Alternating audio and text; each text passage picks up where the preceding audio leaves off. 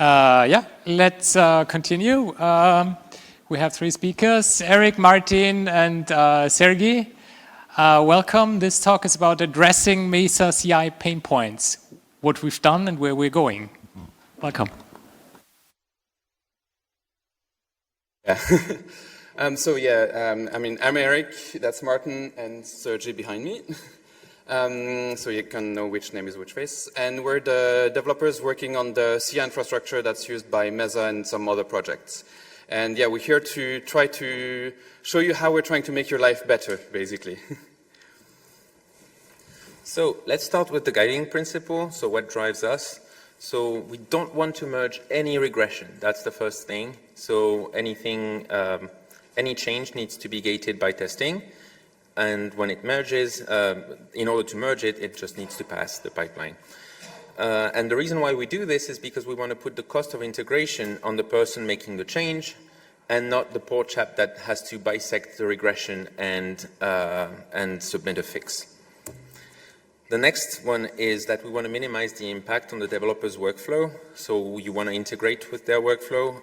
You want to have short execution time for CI so that you don't have to wait for them before merging. Well, you don't want false positives and negatives. We'll get back to that. And you want to have a good interface to interact with this system. So what we have, the developer's workflow that we have in Mesa, and the tool that is provided by the Forge is GitLab. So we all know that it's a web user interface. It's merge request oriented for the contributions, and we have different roles and access levels. So the CI is made by pipelines that are graphs of the things that have to be done, and we have environments and the runners that handles the jobs. And these pipelines can be run when we push code or even when it's a scheduled pipeline. The first time that you see a Mesa pipeline, it can be scared, but there is a structure behind that because at the beginning we are building, preparing the environment for the builds and the tests. Then we build Mesa itself for different architectures. And then on the right-hand side, there is all the tests that happens in the hardware. Every test, every change must be tested. So we serialize the merge request, so it's necessary to reverse to the top of the tree, then run the tests, and if it succeeds, then it's merged, and it can be picked the next one in the queue. GitLab doesn't have this workflow, so that's why we have a merge bot in the system. And the problem of serialization is that you can have a pile up of merge requests that eventually you are in the queue, and this somehow encourages the developers to prepare bigger merge requests rather than small ones with simple changes. So we want to only report the changes that are relevant, so the behavior changes that are relevant to the code changes in the merge request.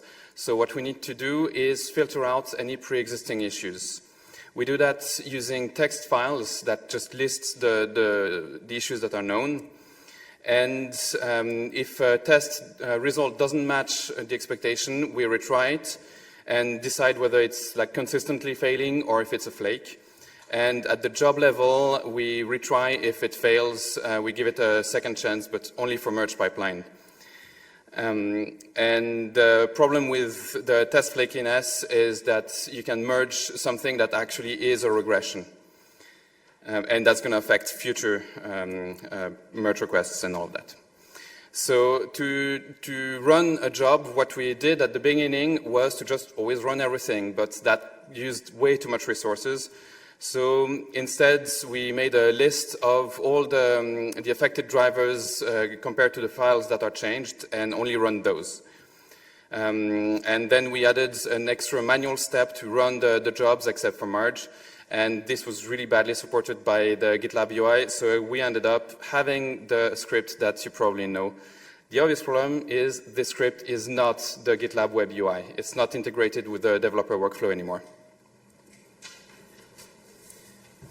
So now we know how to trigger jobs, but how can we get the results from it? So there are three levels of results. You've got the overall acceptance result, so let's say the green, red status. both at the pipeline level and at the job level. Next one is going to be the job log that contains the execution log and the boot log of the test machine. And finally, we have the job artifacts, which are files that came out of the execution, and some of them are machine-readable results, usually CSV. It can also be summary HTML pages in the case of Piglet jobs, but it can be many other things. So on the topic of these machine-readable results, they are used to update the expectations that Eric was talking about. But this is a manual process, so it sucks. So we are working on a script to automate this, and it's called CI Collate. So GitLab is made to test software, and in this case we like to test these things on hardware. That's why we need these, what we call it, farms. That is the way to be able to launch the tests in the real hardware. So they are the bridges in the middle to handle the power cycle and launch the real tests that are running in the device and the test that finally is providing us the results with the test. Sorry. So developers can be easily distracted. We all know that. So we need to give them a result quickly. So to do that, one thing we can do is within a job to run the tests in parallel. The problem is if you get a hang, you don't know which test triggered the hang. Another thing we can do is to just not run all the tests. So fractional run 1 out of 5 tests or something like that. And obviously, the tests that don't get run, you might merge a regression and not notice it. So this is mitigated by having full runs in the nightly pipeline. So every morning we have a pipeline that runs. But this means that you need to have someone actually paying attention to these results and doing the manual work of updating, like we said. Another thing you can do is parallelize over multiple machines. You run your tests on like 3 different machines, but then you're going to multiply the number of machines that you need and the boot and setup overhead that you have to like start every machine. And the last thing we can do is if you have some tests that are really slow, you can skip those and instead you get to run other tests during that time. But again, you're skipping some things, so you might not notice a regression. And to keep an eye, so that's for us, to keep an eye on the execution time, we also have some monitoring in place. So the machines that are used by Mesa developers to test their code are used by other projects and users of gitlab.freedesktop.org, but can also be used by other instances of GitLab, kernel CI, GitHub. So what you want is to be kind and only run the jobs that you actually need. If you are going to run a stress test or something that would be using a significant amount of resources, you want to delay these stress tests to the nights in the US. That's usually when the hardware is the least used, and during weekends. And finally, you probably want to make sure also that the March backlog is not too big, because there could have been an incident in the infrastructure. And in this case, just hold off and wait for it to pass before you go forward. So the other solutions are job prioritization. This is something that can be done not by you, but by the infra team. So this is what we're working on. So that means that the jobs that are higher priority would run first, and then lower priority jobs. So this is done already for generic runners from FreeDesktop, and we are trying to do that also for the hardware runners, so the actual test machines. And finally, we can implement preemption, which means pausing low priority jobs in order to execute the higher priority ones and then resume execution of the lower priority ones. And this is great for long-running jobs. This is something that is not applicable to generic runners, but then something that is planned for 2026 in some farms for hardware runners.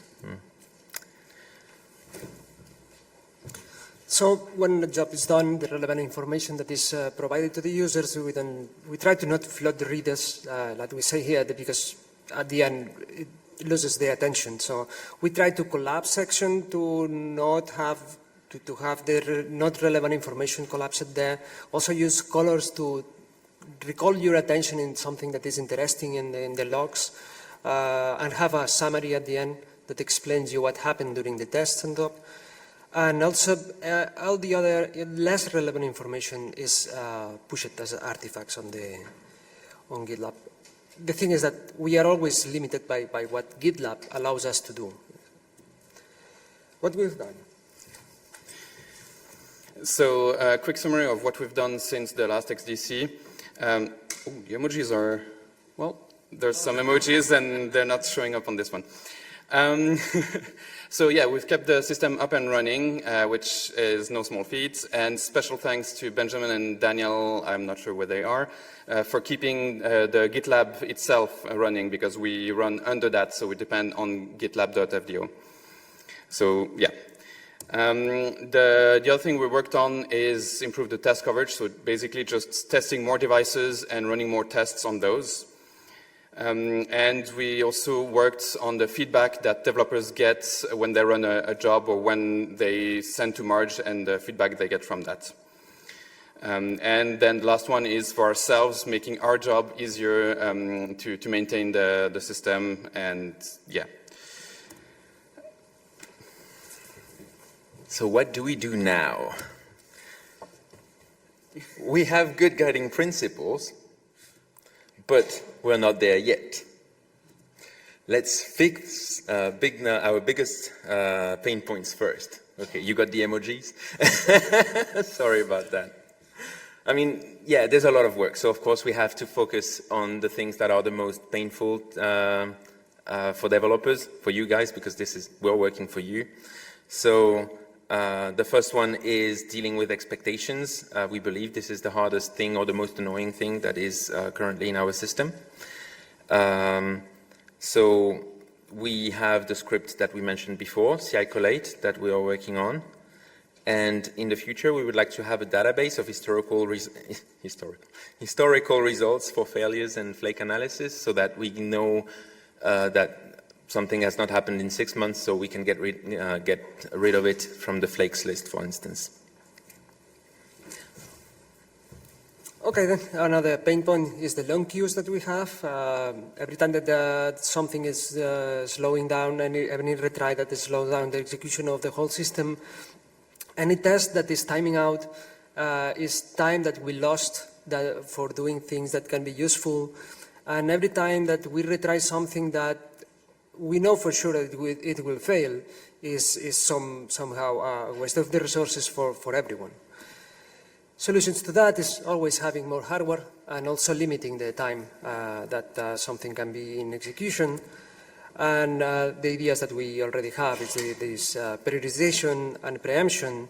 Also consolidating jobs, that means similar jobs have the duties of some jobs in only one single job. Also reduce the timeouts for a given job to finish what it's expected to do. And also the idea of pipelining the merge request in order to, when we guess that something will succeed, we may have start the next one, assuming that this one have succeeded. So another thing that developers want to do is there's something that's failing on the CI, they want to reproduce that locally to work on it. So right now we have some work done for that. The test environment is a container image that's easy to download, but then you need to download a few things and you need to know the URL, and there's some variables that you have to set up to reproduce the exact environment, and it's not easy to do all the steps together. So what we want to do is to provide a script that for each job is going to set up everything the way you need for that. And finally, here are the problems that don't have a good solution, unfortunately. The first ones are related to GitLab's UI, which unfortunately has missing features. So one of them is for manual jobs to be, so if you click on them, it would also run its dependencies first. So right now you would have to, let's say if you have 2 or 3 dependencies, you would like to, you would need first to start one container and then wait for that job to finish, the next one and the next one. So it's really not a good user experience. We would like to hide the test devices set up and tear down sections in the job log so that you can focus on the most important part. And we also would like to open sections in the job log if it contains an error. But we're not Ruby developers, so is anyone here interested? Another one that has been really annoying, when we have GPU hangs that are not consistently happening in a CI run, then it can get merged, and then we need to figure out that it happened, and then we need to try to address it. So how to prevent this from happening is one big issue. And finally, another big topic of conversation that has been going on for 15 years.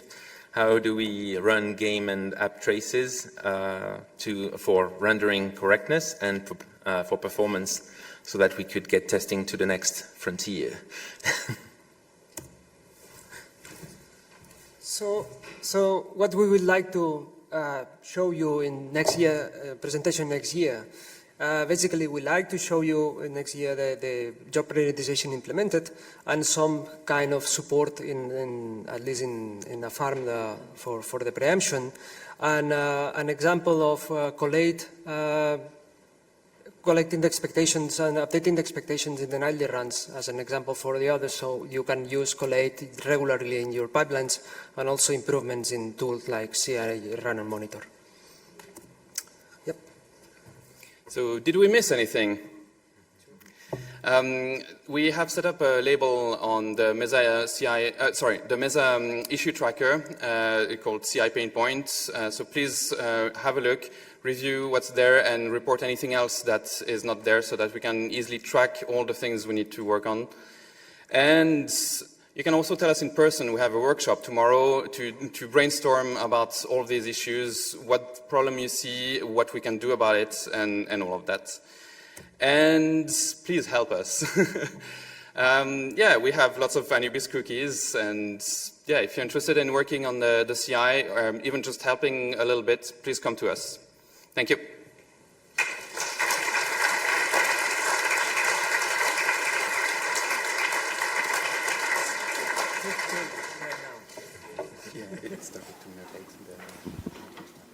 Hi. Did you ever thought about like it's something I worked on at ARM, and I want to continue that. Have you looked at basically instead of just picking random tests, to actually look at the code, what changed, and just generate what tests you should run based on that? Because now with CLangD, it is actually not quite easy, but feasible to have like a much more accurate target. Of course, you still need to run some nightly or weekendlies, but like at least it's much more accurate per merge request or per commit. So that's maybe something that could be interesting for you to look at. So at the file level, yes, we thought about that. Like more fine-grained than that, at like function or something like that, no, not at all. But at the file level, that's something that I thought about and kind of want to do, but also I feel like it's going to be a ton of work and not really maintainable. So I haven't tried really doing it yet, but yeah, at the file level, yes.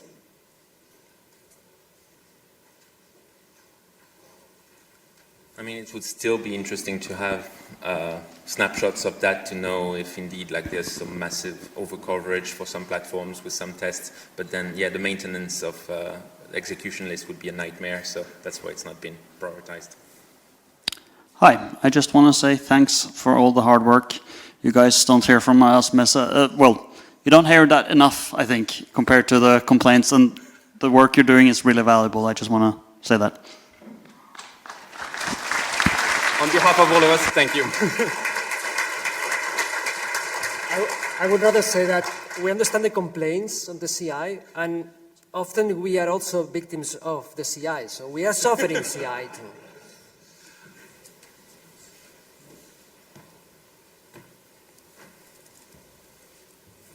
Did we really capture all your pain points? I don't think so.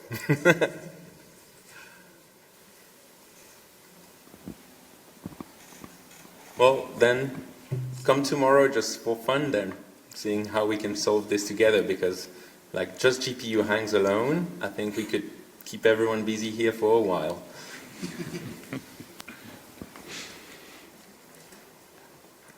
Thanks. All right, let's thank the speakers again.